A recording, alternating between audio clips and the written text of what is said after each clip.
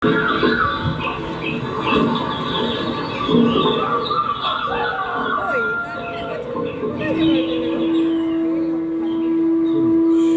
বিঘে দুই ছিল মোর ভুই, আর সবই গেছে ঋণে। বাবু কই বলিলেন, বুঝেছ উপেন, এ জমি লইব কিনে? কহিলাম আমি, তুমি ভূস্বামী, ভূমির অন্ত নাই। চেয়ে দেখো মোর আছে বড় জোর, মরিবার মতো ঠাই। শুনি রাজা কহে, বাপু জানো তো হে, করেছি বাগানখানা, পেলে 2 বিঘে প্রস্থে ও দিঘে সমান হইবে টানা। কহিলাম- ওটা দিতে হবে। কহিলাম তবে বক্ষ জুড়িয়া পানি, সজল চক্ষে করুণ রক্ষে গরিবের ভিটেখানি। সপ্ত পুরুষ যেথায় মানুষ, সে মাটি সোনার বাড়া।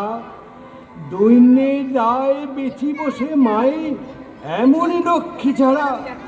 আখি করিলাল, রাজা ক্ষণকাল রইল মৌন ভাবে। কহিলেন শেষে ক্রু হাসি হেসে, ওটা দিতে হবে। আচ্ছা, সে দেখা যাবে।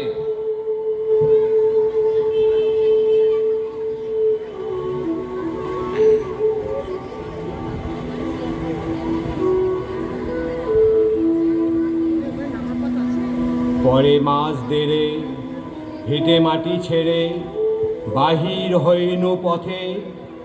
করিল ডিক্রি সকলই বিক্রি, মিথ্যা দেনার ক্ষতে।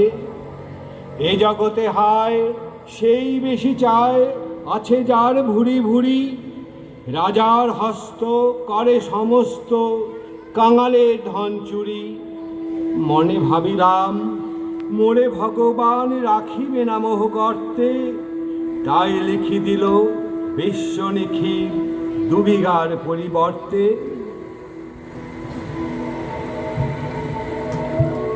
শুনলেন, এ জগতে হাই সেই বেশি চায়, আছে যার ভুরি ভুরি। রাজার হস্ত করে সমস্ত, কাঙালের ধন চুরি। আজকের দিনেও আমরা দেখতে পাই ধনীরা গরিবদের উপর শোষণ করছে, ফলে গরিবরা আরও গরিব হয়ে যাচ্ছে। কবে বন্ধ হবে এই অর্থনৈতিক শোষণ?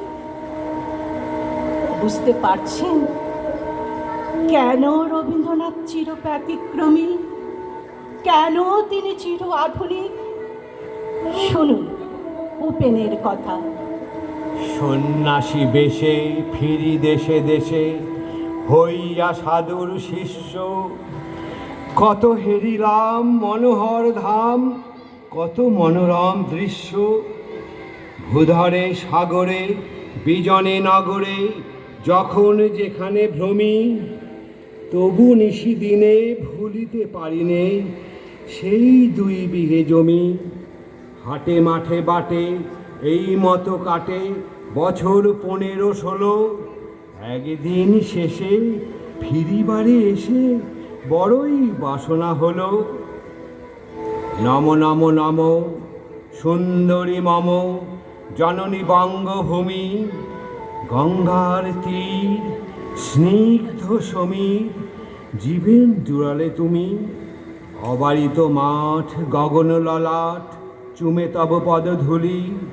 ছায়া সুনিবিড় শান্তির নীড়, ছোট ছোট গ্রামগুলি। পল্লব ঘন আম্র কানন, রাখালের খেলা গেহ। স্তব্ধ অতল দিঘি কালো জল, নিশিত শীতল স্নেহ। বুক ভরা মধু বঙ্গের বধূ, জল লয়ে যায় ঘরে। মা বলিতে প্রাণ করে আঞ্চাল, চোখে আসে জল ভরে। 2 দিন পরে দ্বিতীয় প্রহরে প্রবেশিনু নিজ গ্রামে। কুমোরের বাড়ি দক্ষিণে ছাড়ি, রথতলা করি বামে। রাখি হাট খোলা মন্দির গোলা, মন্দির করি পাছে। ত্রিশাতুর শেষে পৌঁছিনু এসে আমার বাড়ির কাছে। বাড়ির কাছে এসে উপেন দেখল সেই অবারিত মাঠ আর নেই। শুধু তার 2 বিঘা জমি নয়, কত জনের জমি লোপাট হয়েছে, কাটা তার পড়ে আছে। শুনিবির শান্তির নীর এখন জেলখানা হয়ে গেছে। আদি দিগন্ত ঘিরেছে প্রাচীর, কাঙালির ধন সরকার বিলিয়েছে কারখানার মালিকদের।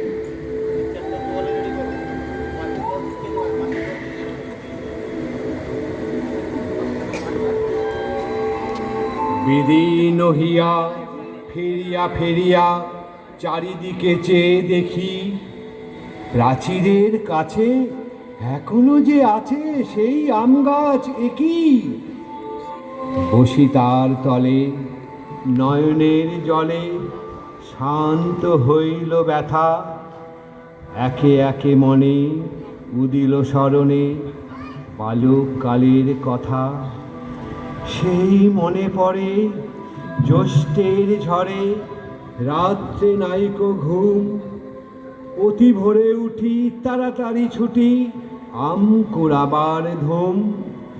সেই সুমধুর স্তব্ধ দুপুর পাঠশালা পলায়ন, ভাবিলাম হায় আর কি কোথায় ফিরে পাবো সে জীবন। সহসা বাতাস ফেলি গেল শ্বাস, শাখা দুলাইয়া গাছে, 2টি পাকা ফল লোভিল ভূতল আমার কোলের কাছে।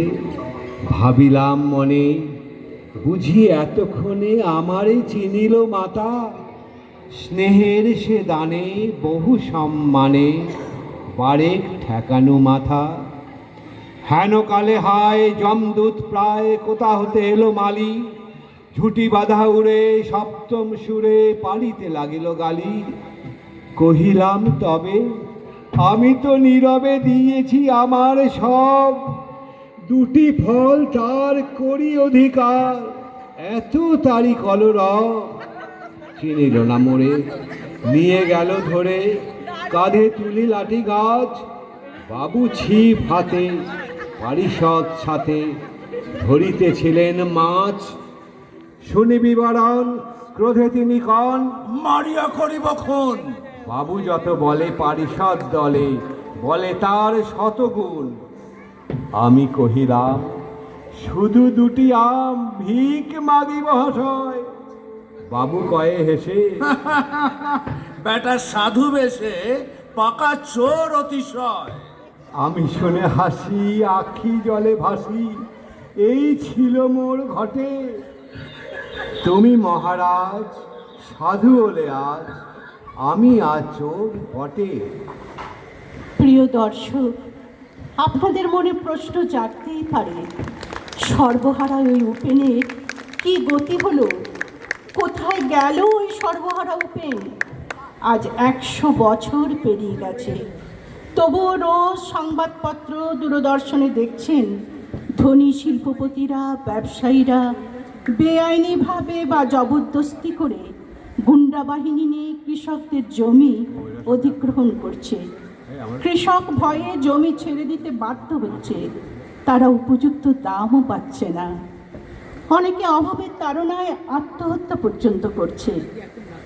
আচ্ছা, আমরা কি পারি না সবাই একজোট হয়ে ওই সর্বহারা বাস্তুহারা উপেনদের পাশে দাঁড়াতে? একটু ভেবে দেখুন।